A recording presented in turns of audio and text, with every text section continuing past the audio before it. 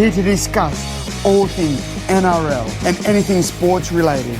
Please give a warm Aussie g'day to the footy fanatic and America's own Corey Jackson in Outside the Sheds.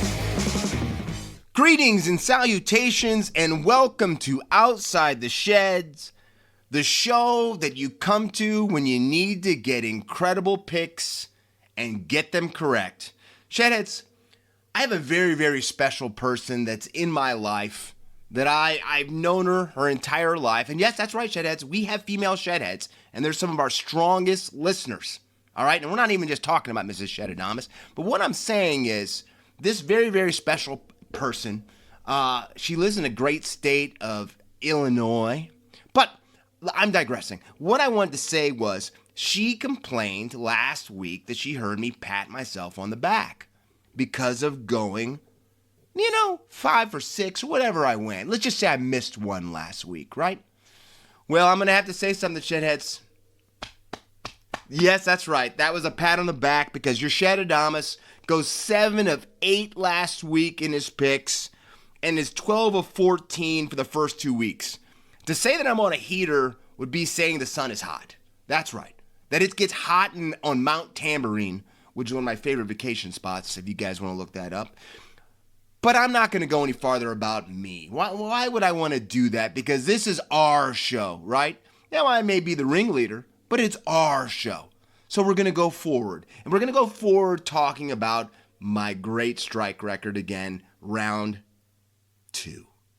As we go into it, I knew that I was feeling magic after that first game. Eels 40, Broncos 32, because the Bronx needed a big victory. They had to get something going, and in the the beginning of the game, they were on fire. The bounce back looked like it was in place.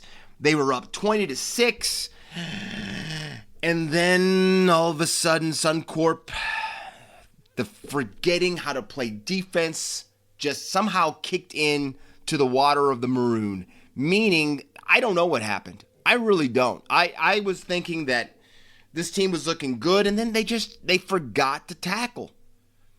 Ezra Mam just let people walk right past him, and he wasn't the only one. It was very, very strange. I'll say that right now. To see a Brisbane team kind of, I don't want to say fall apart, but just totally forget in the second half what got them up in the first half. But it happened, and we watched it all happen. But you got to give a thumbs up to the Eels, the blue and gold. They really brought it. The bounce back, not getting down, because they looked bad to start that game, and they really kind of rallied, got it back together. Jonah Peasant, this guy who's gonna be in the Maroon next year, really showed out. And okay, let's get past the mustache, but the game that he's shown the first 2 weeks of the season, it's impressive, Braithen Nasta has himself a good client. All right, but big victory for the Eels. Big victory, getting back on place, and it sets up, I don't want to say a make or break for round 3, but mentally, you have to wonder what happens if the Bronx go down to Melbourne and just lay an egg. And the Storm is going to be out for vengeance. The Storm is going to be out for putting them through misery. There's some bad blood still between these two teams. Stuff that was said after it by the kid with the blue eyes up in Brisbane.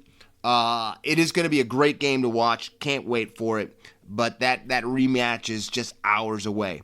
Warriors 40, Raiders 6. The Waz showing again mental toughness. Down Kurt Capewell, losing Chanel Harris-Tavita. The Waz following the trend of going down early, which we've seen a lot so far these first 2 rounds, and then coming back and just running them down. We've always said, and if you've been paying attention and following the game for a long period of time, the Waz have always been known for a team that can put points up on the board, but just have problems with shutdown and locking things down. And this does not look like the case anymore. Under Andrew Webster, they really feel like they've got something special going on. And I think that we've seen it. I'm saying we still haven't seen Metcalf it just, Tanner Boyd has really come into his own just recently. His boot has been the difference. That entire game, the Raiders just could not get off their back end. And it was because of Tanner Boyd's kicking game. And where he's come from and how dismal he was towards the end of his career up at the Gold Coast Titans, to be where he's at right now. And a lot of people forget, he had a lot of game coming into the game. That's really, wait a second, let's say that again. He had a lot of game coming into the league. How do we say it that way? But it's good to see him start to live up, and it's incredible. Most players are on this elite level. The one thing that makes them different than other players is confidence. And if you don't have confidence, you just can't produce. And Tanner Boyd has now got confidence. He's playing with confidence. He's playing like he doesn't want to give up that 7 jersey. And if he keeps playing this way, he's not going to, no matter who comes back. So, huge victory for the Waz. Very, very big. Roosters 26, Rabbitohs 18. We know the story of the game is the great AJ passing the Irvine, passing the big man himself. But it was more than that. And the Book of Feuds is the Book of Feuds. We know this. We've been paying attention to this for a very, very long time. To me, it's the rivalry of the game, South Sydney and the Sydney Roosters. I felt really good about this pick. I did until AJ scored the try and the field erupted with fans coming out on it. And instantly I thought, whoever comes out after they clear everybody off and start this game up, whoever comes out and strikes first is going to win this thing. And the Chooks kept it together.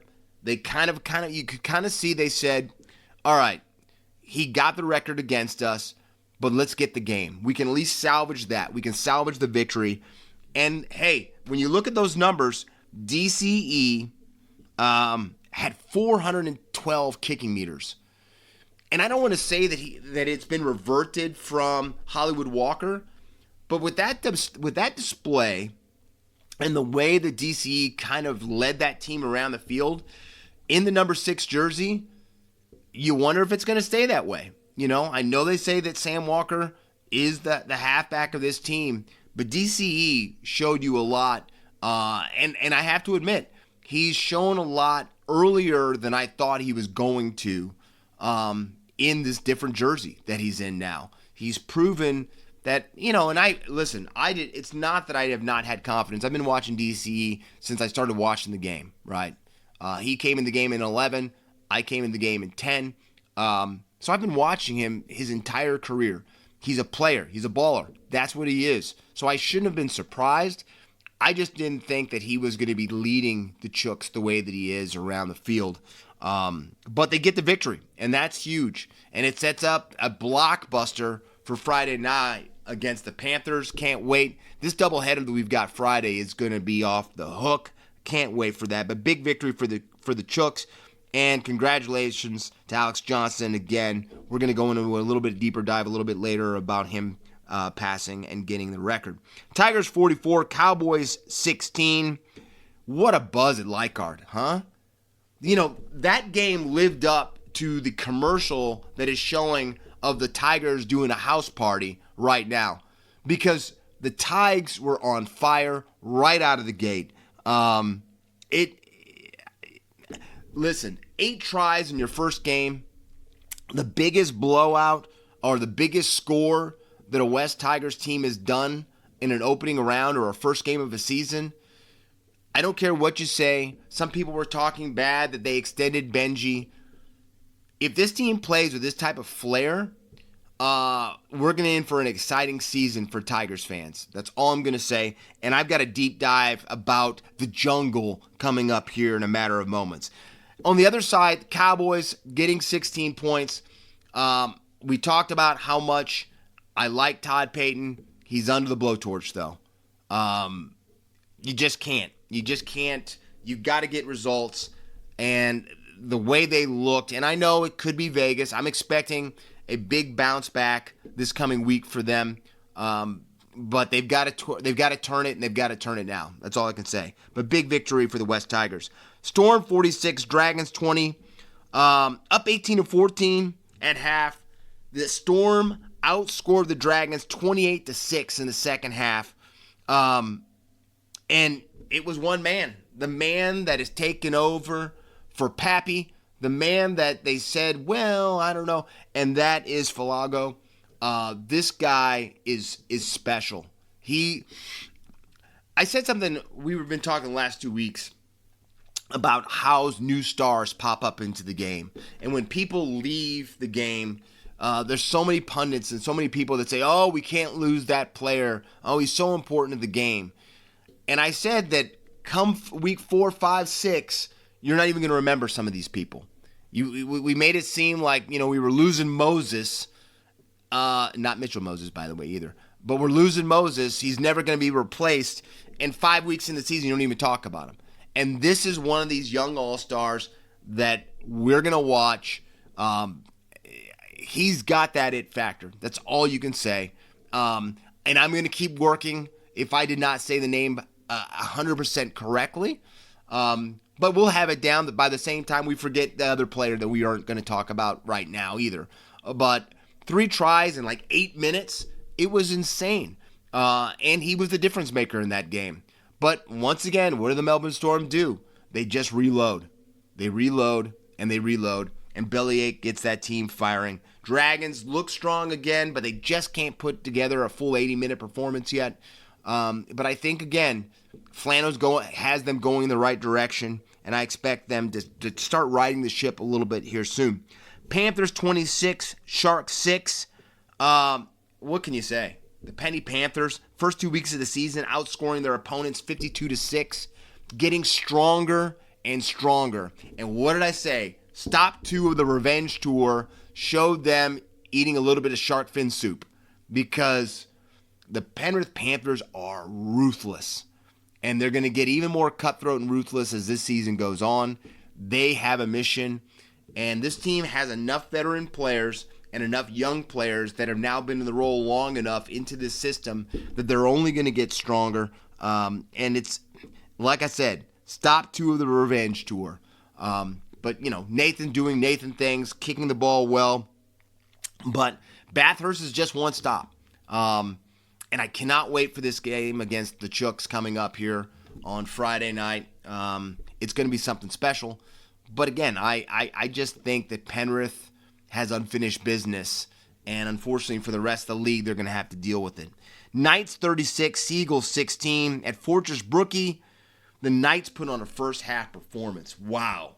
The spine of the Knights right now is crazy. Now, unfortunately, we know that that's going to have to take a back seat for a little while. But I think is impressive scoring 30 points in their first half against Manly. Maybe as exciting as Newcastle fans should be, what are people thinking at Manly? What is going on in the mindset of the fan base of the Manly Seagulls? They're a proud fan base. But where do you go? Where do you go? You have, round 1 when they could have won that match against the Raiders, but it doesn't pan out their way. But to have the performance like they did against Newcastle, it kind of leaves you speechless. It leaves me a little bit speechless, and my job is not to be speechless. So it's the losses, though, this match for Newcastle, which we're going to go into in the 40-20, it's sad, because for as strong as they've looked, and I was so impressed watching them in Vegas, it does not look good. It does not look good. And like I said, we're going to go into a deeper dive here at the 40-20, but big victory, huge victory for Newcastle. I'm saying this start to the season is one of the best starts they've had recently, where people just are up. And a lot of people have been saying, watching these players from Newcastle, they look like they're having fun again. And I will say this, and please don't take this wrong, Adam O'Brien does not ever look like Mr. Fun Guy. He always looked like the weight of the world was on his shoulders, and sometimes when you have a coach like that, he passes that weight of the world on your shoulders down to your team. But with Justin Holbrook, he's a hunter guy. He gets it. He understands it. He understands the fan base. He understands what it takes. And you just see that this team just gets it. They do. And I think that's the thing we love about sports. You just don't know when somebody's going to hit. When somebody's just going to have that right concoction to put into the stew that makes it going from, oh, we got to eat this tonight, to, wow, can I have seconds of this? And that's what we're getting. A happy team, a team that feels good about their footy, will show it on the field. And we get that with Newcastle right now. Maybe the same reason we're not getting that under Anthony Seibold's, leadership with the Sea Eagles. So, interesting, but I will say that incredible victory for the Knights. It's just too bad the losses that they have taken on because and through that game. Dolphins 18, Titans 14. This is the one I was really worried about because, the Finns are down 14-0. And they're at Suncorp, they're at home, but they had no mojo. That first 10 minutes of the game was also horrible to watch. It was some bad footy. But the comeback by those kids, the comeback, get your fins up. I've got my hand on top of my head right now. It looks like a shark fin, but it's a dolphin fin. It's a fin. But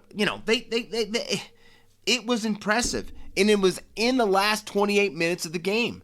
The switches just flipped. It was kind of like one team forgot what got us there, and the other team said, "Oh yeah." But I'm going to say this. After watching these two teams for long enough, as soon as the Dolphins got that try, I'm like, they're going to run them down.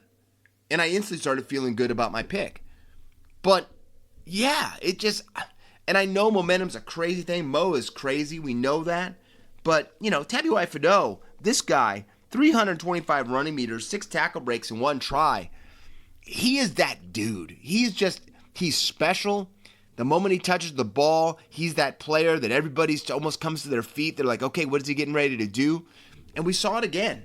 I don't know. There's a lot of people that have said they are going to have a big run this year, the Dolphins. And I'm not, you remember who I pick. And if you don't remember who you pick, I'm not going to give it away because you should listen to the show. I gave my top 8 away last week, and I did not see that being something that came to fruition. I think the Dolphins are going to be right outside the 8. But you never know. And this team is Sybil. 1 week they're this, 1 week they're that. My problem with them is their defense always seems to be suffering. And if Tabuai-Fidow goes down, or Jerome, it could be bad. And I think the season is derailed. But big victory for the Dolphins, and very much thanks from your Shedadamus because you got me to an incredible 7-8 with that comeback victory. Now, Shedheads, we all fell in love with the game for different reasons. I know that. Some people, like Mrs. Shedadamus, likes the Dolphins because she likes dolphins. Okay, I don't hold that against her. That's a beautiful woman. I'm never going to talk down about her. But I fell in love with the game in 2010. I fell in love with the game for one reason and one team only. Now, I should have, as my friend, my brother from another mother, Dom, says, should have been for the blue and gold since, that's who taught me about the game or brought it to my attention. But I fell in love with the game because the same reason you guys have fallen in love with the game. Speed, physicality, excitement, all of those things to me is what encompasses rugby league, right? Which makes the game beautiful. From one beautiful hard hit to a beautiful no-look pass to a grubber kick and all of it, right? It's just a concoction of, it's like a Long Island iced tea. And if you don't know what that is, look it up. That just came to my mind. That's what rugby league is. It's Long Island iced tea in a glass. But I fell in love with it in 2010 because I fell in love with Benji Marshall and the Tigers. And that was because the style of play. Their attack was just something that was beautiful to watch. Benji was the maestro. I called him the gazelle back then because he's all around the field. He's playing both sides. He's always looking to set things up. Just freestyle, right? And it was exciting. I'm saying, like, the guy won the Golden Boot. So, but that's what got me interested in the game, was watching that. And I'm like, man, that team is just, there's something special. Now, the Tigers kept that style of play for about another 3 years after that, right?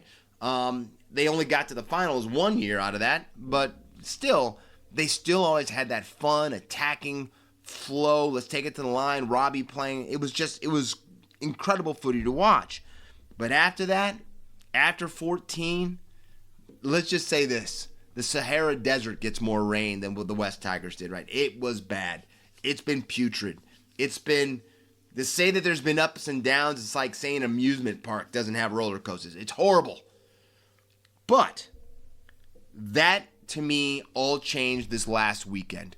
For the first time, I will say, for a very, very long time, there's been a huge buzz coming out of the Tigers camp. And you can kind of feel it. And then I mentioned it earlier, the commercial that's come out with all the boys hanging around and the brotherhood and the camaraderie and watching the game together. And listen, I'm going to come back and say something right now. Taruva, Jerome Luai, those guys are infectious. They're infectious. They can change a locker room, right? They just have that it factor to them. They make you smile. They make you laugh. I'm saying, I don't know if you watched Sunday Night with Matty Johns. Both guys were sitting on the couch. They have that it factor. And I have to admit, it's the first time that the Tigers have had players that have had that it factor that I'm trying to say since probably Benji and Robbie. And it's a different type of it factor than those guys, because Benji and Robbie didn't really make you smile. They just made your mouth kind of drop open going, wow, they just made that play. No, these guys have that flair, but they also make you laugh because of the way they love the game, and they express it and they show it, and the energy. You know, my God, Taruva started the claw when everyone's ripping at their chest, at their pec muscle and holding up the, that's what I'm talking about. But Leichhardt was magical this last weekend. I'm saying, a lot of people say that it's an outdated stadium. Listen, if you show those pictures of Leichhardt to somebody from the States, the divided states, the country I live in, they're going to say, wow, that looks magical. Because let me put it this way. We have some fancy stadiums. If you've been to Vegas, Shedheads, you guys know the Death Star is something special, right? And when you got the English on both sides of the stadium and they're singing, with their 2.0 alcohol going, meaning that's their, when they blow in the breathalyzer, if you know what I mean, 2.0. It isn't 2.0 beer by any means. But there's just an infectious vibe in it. And everyone said, the Pommies, they really make it special when they're there. That's what you feel from Leichhardt. Unlike some type of big type of Allianz gigantic stadium, it feels like a home field advantage. And the Tigers buzz from that. And you felt it just sitting there watching the game. It's a breath of fresh air watching that. And so anyway, why would they not attack the field the way they did? But I think, again, I mentioned a key player, Jerome Luai, moving him back to the 6 and taking that weight of the 7 off his back has been monumental in the change that's kind of occurred with the West Tigers. Luai is a guy that plays the game looking forward, reading what's coming towards him, reading what the defense is giving him, and then playing off of that. That is why moving Dewey to the 7 has been so great, because Adam Dewey, he'll still run from that halfback position, but he's an orchestrator. He can get people in position. Guys respect Adam Dewey, and they respect when he's telling them and telling people where to go and how to play the ball. That's why, to me, it is a perfect setup. Why, if you listen to this show, I've been calling forever for leave Adam Dewey alone in that 7. He's got that in him. He's old enough now. He's seen enough games. He's had enough experience. He is special, and he can play out of that 7, especially when he has a larrikin like Jerome Luai, who he can just play both sides of the field when he needs to be. And man, it was magic to watch. I will say this. I have not been that excited about watching. Timeout. That would be a lie. everyone remembers that try the Tigers did last year. I think it was the try of the year when they brought the ball all the way down. I think there was 9 passes to get to and offloads to get to the try, and that Bulla dove across and got. But that type of attacking footy made me think back to watching the clips of, the Benji flip pass to Pat Richards in 2005. It just explosive. You don't know when it's going to come uncoiled, like a rattlesnake, right? And we felt that. That's what you got, man. There was a buzz, and I think when you think about a lot of the teams in the NRL, the West Tigers have that ability to be everybody's second favorite team because of the style of footy they have. Because even if you didn't like the Tigers back in the day, people were turning the game on to see what Benji and Robbie and those guys were going to do, right? And I think they have that type of potential now. They're young. To me, that is the only thing that could be a problem, is this team is so young still in some of the key areas that you just don't know with, 26 rounds how they keep that energy up. And that's going to come down to Benji. And that's what the next thing I want to say. This team, we watched last year, that match that we were talking about when they did the try of the year. What happened? The Cows ran them down from behind and beat them, right? Gut-wrenching loss. But that was last year. And the new Benji, not just the Benji who's dropping F-bombs every third word. No. There's been a line dictated in the sand of what it takes and how do I say this? What standard that this team needs to have if they're going to do the things that they want to do. They've got to have a high standard in defense. And that is what we saw. We saw something we haven't seen from the West Tigers for a very, very long time, and that is a club that was ready to put it in on the defensive side of the ball. They're scrambling. Their scramble was on. They just looked like a different team. Like they took pride in their defense. And that is what makes Penrith and the Melbourne Storm and these clubs that have been doing this time and time again, year after year, they've got a doggedness to their defense where they want to I don't want to say want to get in the wrestle with you because that has a bad connotation, but they want to say, hey, if you think about some of those Manly teams from the early 2010s, they were there to get dirty and, they took pride in not being able to let their line get breached. And for the Tigers to take that next level and to live up to what the Shedadamus says they're going to do by being my Smokey and making it in the 8, they're going to have to live by that defensive scheme as well as bring the flair of the offense to get them where they need to go. And it's going to be interesting to see if they can do that. I think they can. I just worry about injuries, but every team worries about injuries. The Panthers worry about, Nathan Cleary going down. So we know this game is a game where the team that's the most healthy towards the end of the season has a chance. But I will say, what an incredible first strikeout for the West Tigers. I was blown away, and I can't wait to watch their upcoming match against South Sydney and Gosford. It kills me too because I spent a lot of time in the Gosford area when I'm over in Australia. So I would have loved to have been at the game, but that's something else. But great victory by the West Tigers. Now, Shedheads, one of the things that we love in sports is the story, right? There's a reason the Olympics is as popular with your significant other, meaning wives, girlfriends, whatever, or even husbands on the other side. I don't know.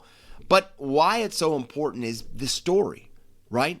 Getting to the crux of why a guy or a girl, a man or a woman have been just slaving away their entire life for a 4-year window, right? To get ready for one event, right? The sacrifice that takes, the not going up to the pub with your buddies and your mates, to not go out, just being disciplined, right? Who they lost in their life that might have been a hiccup of why they might not, the story, what got you to this point. We love that. Because what it does is it brings us inside. It brings us behind the curtain. It makes us feel like we know these people, right? That is why the story is important. And when you construct something, you want people to feel what that character is in the story. The sports story to me is one of the most beautiful things there is, because no matter where you come from, no matter what color your skin is, no matter what religion you are, it brings us all together because we try to envision ourselves either knowing that person or feeling what that person is.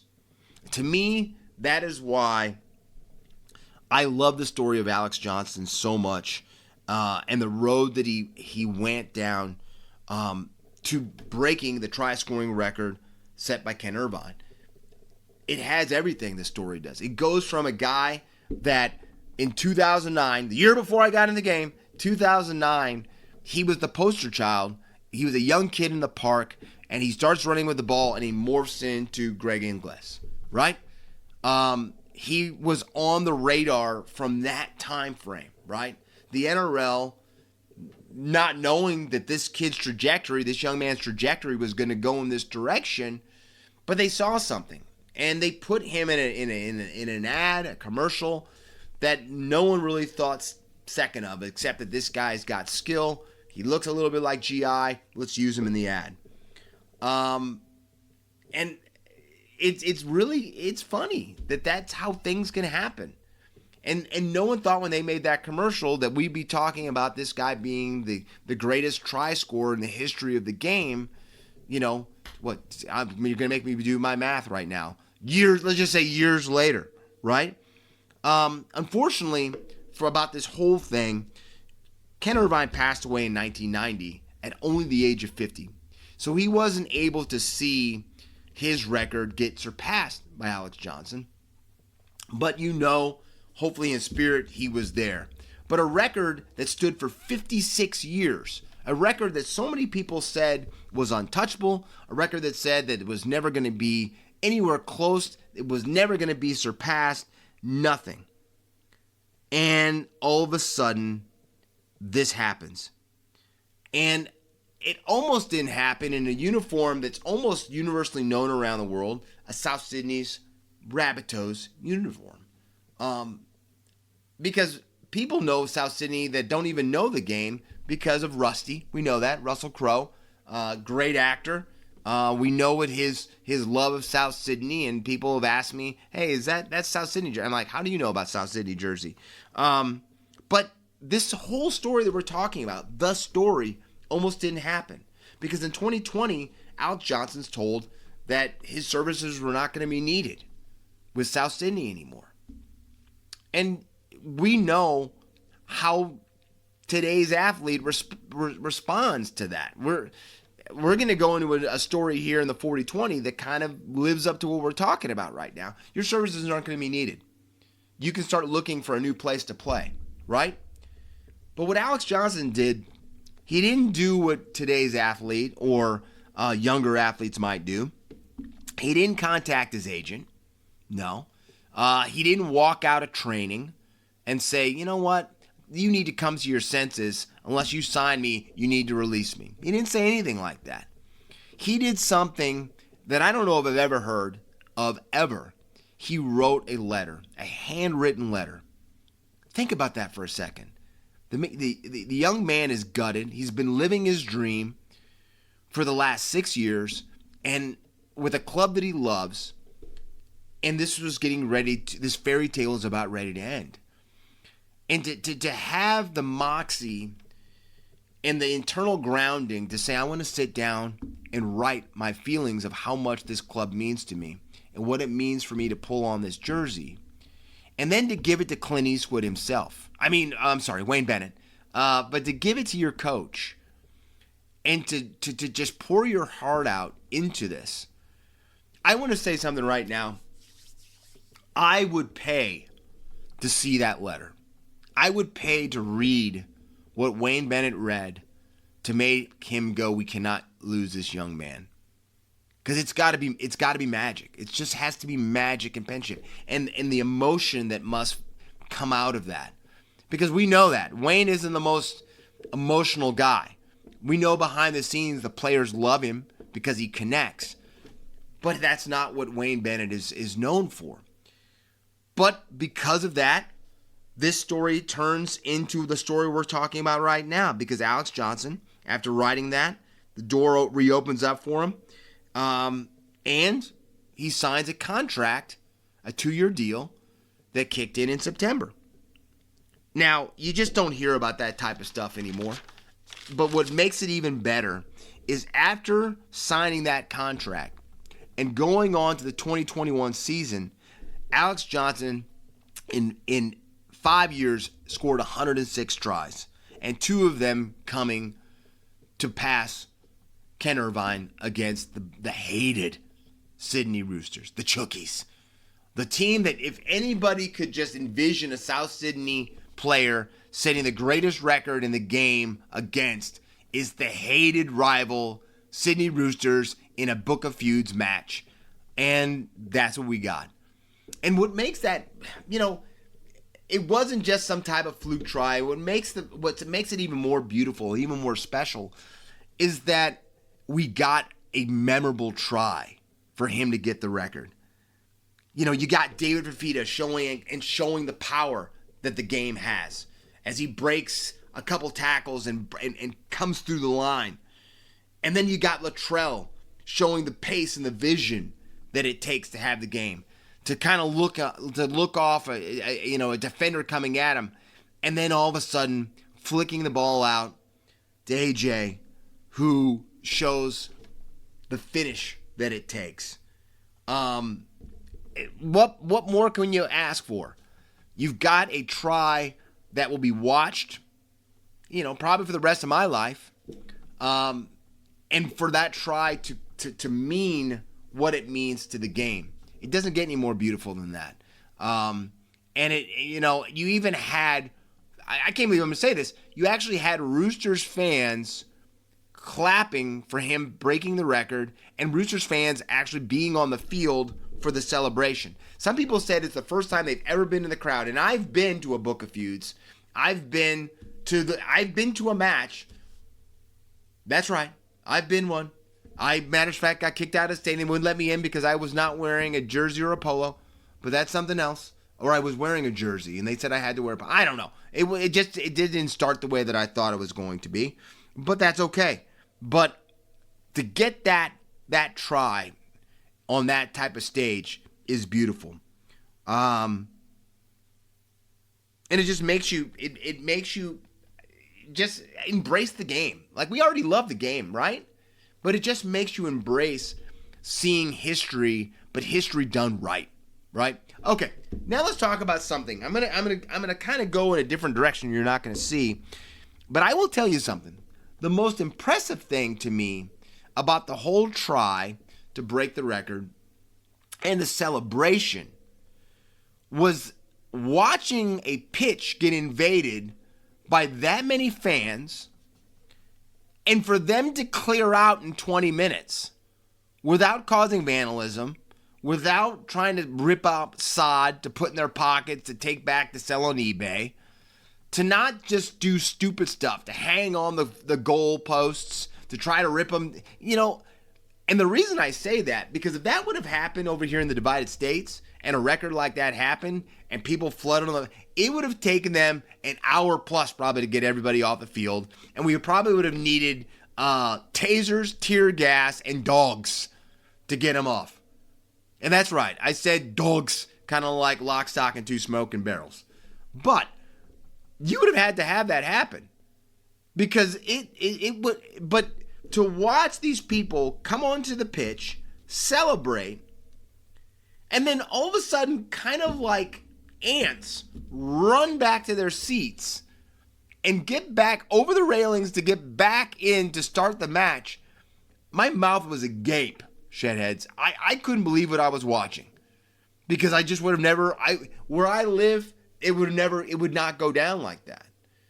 So I have to say, hands up, claps all the way around, that you celebrated, you got it out of your system, you got back into your seats, and the game started back up. I I don't even know what to say. It blew me away.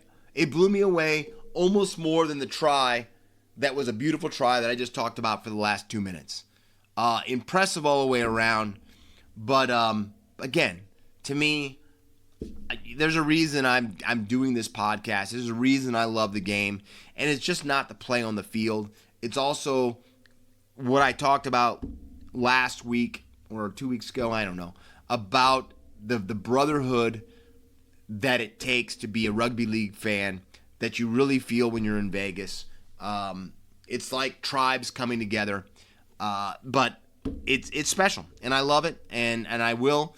But I want to, again, congratulate AJ, Alex Johnston, for breaking the record, a record that a lot of people thought they were never going to see broken. But congratulations from outside the sheds. Now, as we go into the 40-20, I'm going to let you behind the screen. I'm going to let you know a little bit about your Shedadamus. I do not like losing money. I don't like losing money. I may be good at my picks, not a gambler.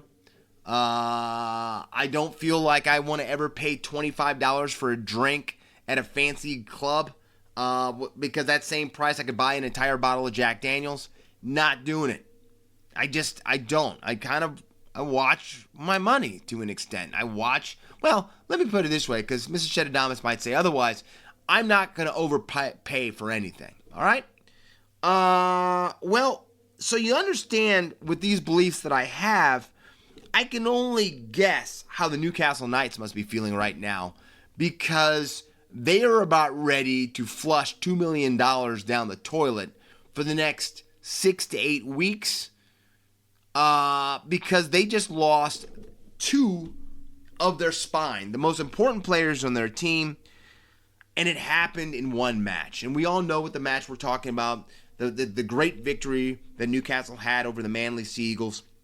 But, Shedheads, the blistering start that the Newcastle Knights have had, to watch that go down, to see both Kalen Ponga and Dylan Brown go down for the foreseeable future, it's gut-wrenching. It's gut-wrenching. You got Ponga out now 6 to 8 weeks with a hamstring, and Dylan Brown out 4 weeks with an MCL injury. It's got to be tough.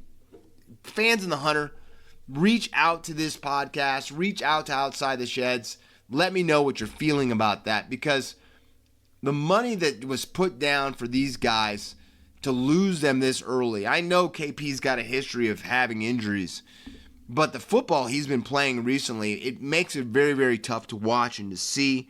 And again, what makes it even more tough is they're both playing incredible footy. I'm saying Dylan Brown has stepped into that 7, has been leading that team around the field. KP's been back to his blistering pace and just great upfield vision. Been looking great. And yeah. And now you have both of these guys on the sidelines, and then you have the brutal schedule that's coming up right now. Without these 2 stars, the next 6 weeks has Newcastle playing the Waz, the Bulldogs, the Raiders, the Tigers, the Roosters, the Panthers, and the Bunnies. That run right there could totally erase everything that they've put down so far. I'm saying that by the time we're done talking about this, we may not be talking about the Newcastle Knights doing a Raiders by going to Vegas, coming back, and being the surprise team in the competition. It could be a smoldering crater by the time this is done. Now, the only hope this team has got is the new spine of Fletcher Sharp, Sandon Smith, and Fletcher Hunt can live up to, I don't know, their potential. But unfortunately, they're going to have to exceed their potential if they're really going to get through that murderer's row of a schedule they've got coming up with. If they get through it, let's say that they go, that's 7 games. Let's say they go 4 for 7. It will be the biggest. Listen, it'll be the greatest stretch that I've seen a team that really feels like that they're just snake bit, to pick it up and to go forward and to get success that I probably can remember. I guess, how was it, 3 years ago when Newcastle went on that 10-game winning streak that saved Adam O'Brien's job without KP. But that was without KP. This is without KP and Dylan Brown. It's going to be something to watch. I'm hoping for the best, fans in the Hunter. Hoping the best for you guys, because if not, you're going back to the thing that some people have projected, and that's Newcastle getting the wooden spoon this season. I did not see that happening, but I also did not see that happening if you had Dylan Brown and KP on the field. So it's going to be interesting to see, but good luck to the men and women in the Hunter. Well, I got to say it. I hate to do this, but let's just get into it. Shedhead's another season, another soap opera developing for the Canterbury Bankstown Bulldogs, this time involving Bronson Sherry. What's so crazy about this story is I just was 3 weeks ago, I think that's when Vegas was, I'm in the gym, Bronson Sherry's in there, and him and I have a 10-minute conversation talking about how happy he is, how excited he is for the season, how it's the best shape that he's been in going into the season, not carrying any type of niggles whatsoever. He felt strong, and he felt ready to show what he's capable of being and the player that he's capable of being.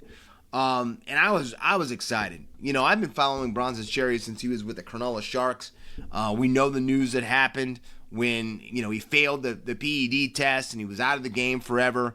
And then Gus gave him the lifeline to come back to the game and all that type of stuff. But how such a cool story of a guy paying his dues, then coming back to go where they're at right now. Because, you know, and I don't know. It's just, it's sad to me. It's sad to me because, like I said, the life that was in Bronson Sherry's eyes about how excited he was for this season coming up and to go where it's at right now. A lot of people think this is just kind of the falling of dominoes, that this was always planned, that the talk is move Bronson Sherry out, move Matty Burton in to the centers, and then changing up the Habs pairings was something that might have always been on the docket for Seraldo and Gus. But listen, Bronson Sherry is a special player, and I think he's only going to get better. So I think that's a big gamble. I think it's also a big gamble because there's a lot of rumor that the Perth Bears are looking at swooping in and maybe getting Matt Burton in the near future, or in the future, maybe not near future, but that he is an acquisition that they are watching very steely-eyed about if there's a chance to pry him away from the Dogs. But the thing that I don't understand is a team that has the pride the Bulldogs have, you keep things like this in-house, right? We know that there's plenty of teams that are having drama behind closed doors, right? And that's why this podcast is called Outside the Sheds. It's outside the locker room. We're talking outside the locker room, outside the shed. But it's us having our opinion, right? But we really don't, quote unquote, know what's going on inside that locker room or shed, right? But recently with the Bulldogs, it's like everything is out. So I don't know if they've got a spy inside, you know, if there's a fox in the hen house. I don't know. But I do know this. Toby Sexton, Reed Monty, Lachlan Galvin, and now Bronson Sherry, the drama that is going on with the Bulldogs and contracts and players, we don't need you anymore. You have the permission to look to go somewhere else. It's just, I don't know. It's pretty off-putting to me. You know, you guys can voice your opinion. Let me know. Reach out to me on Outside the Sheds what you feel about that. But it just does not seem right. But you know what? I've heard something. I've heard that Gus Gould is a big fan of Jerry Jones and the way that Jerry Jones does things. Listen, you saw my picture with Gus. He didn't have tons to say to me. I came up and talked to him for a few minutes. That's cool. I've heard that about Gus. I just thought it was cool to take a picture with Gus Gould. But If you live by the Jerry Jones, I guess, live in that template, Jerry Jones feels that there is no bad publicity. All publicity is good publicity. And that's right, even bad publicity is good publicity. Because what does it mean? It means people are talking about you.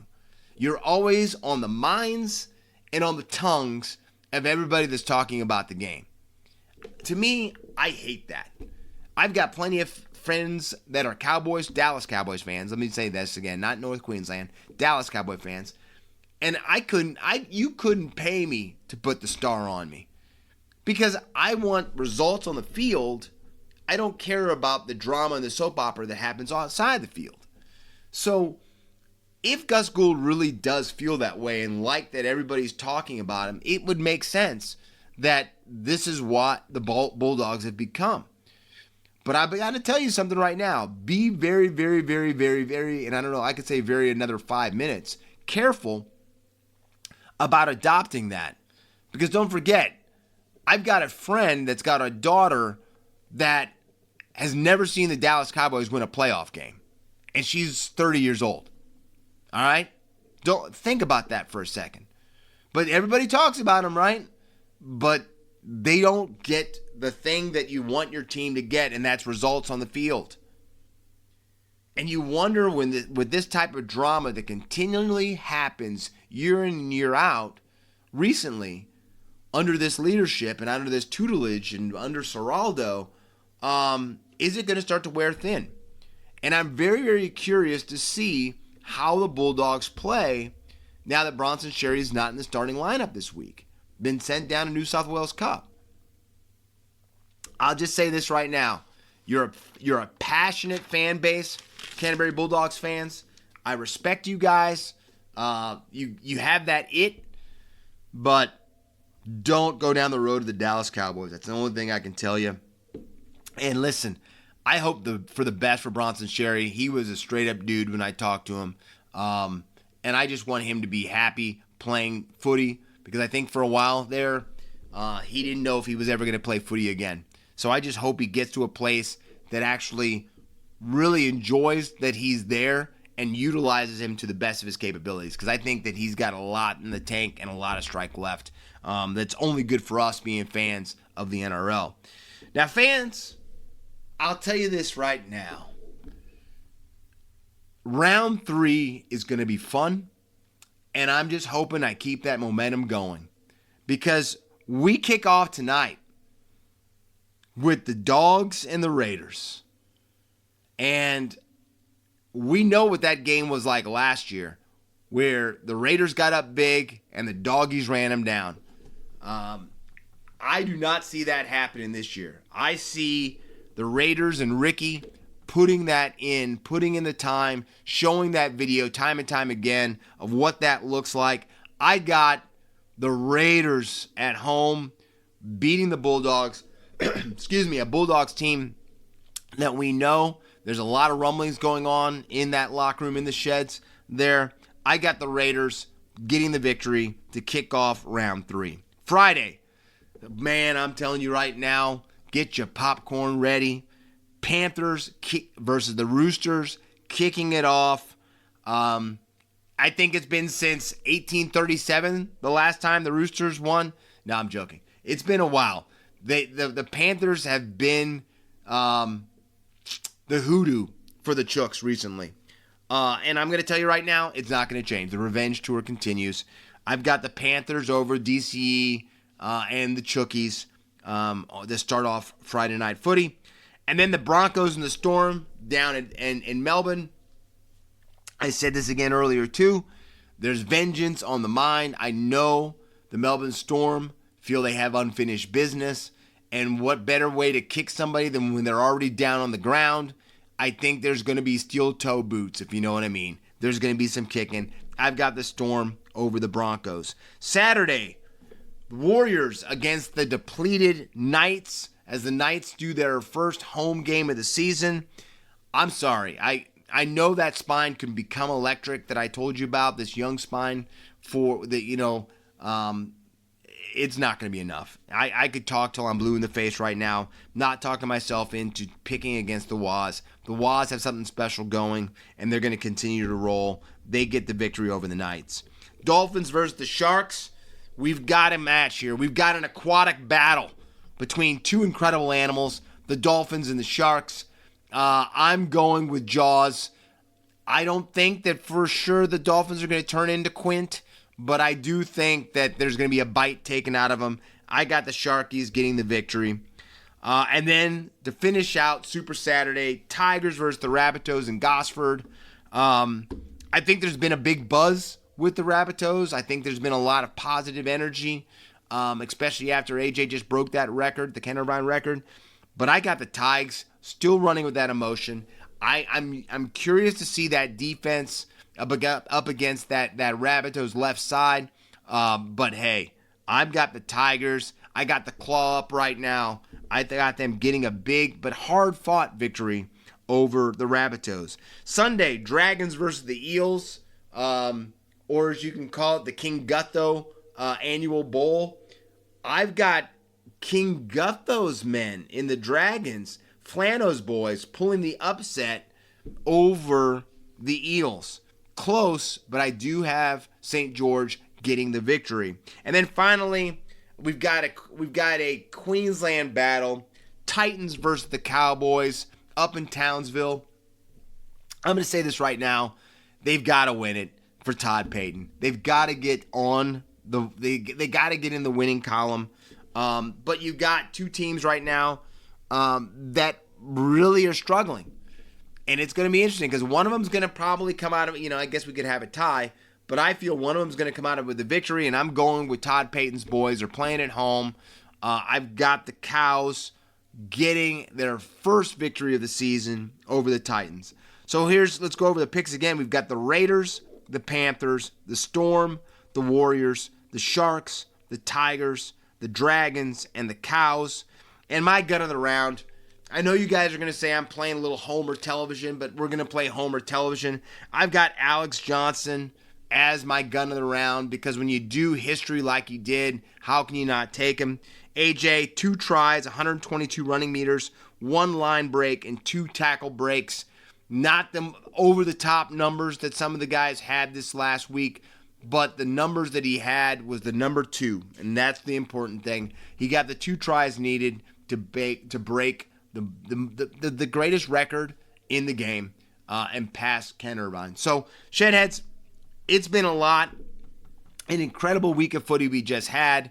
We've got some monumental games once again coming up this week. Cannot wait for Friday Night Footy. It's going to be special. It's going to be a late night for me, but it is what it is. But until next week, please don't forget, give a couple extra hugs to the people that you love because you never know when things can go in the opposite direction and bad things can happen. But that being said, stay out of trouble. Don't get caught, Shedheads. Until next week, this is Corey Jackson. You've been listening Outside the Sheds. See ya. And that was another fantastic episode of Outside the Sheds with Corey Jackson, talking all things NRL and all things sports. So please remember to smash the subscribe button and share this with your family and friends and show them what Australian sport is all about.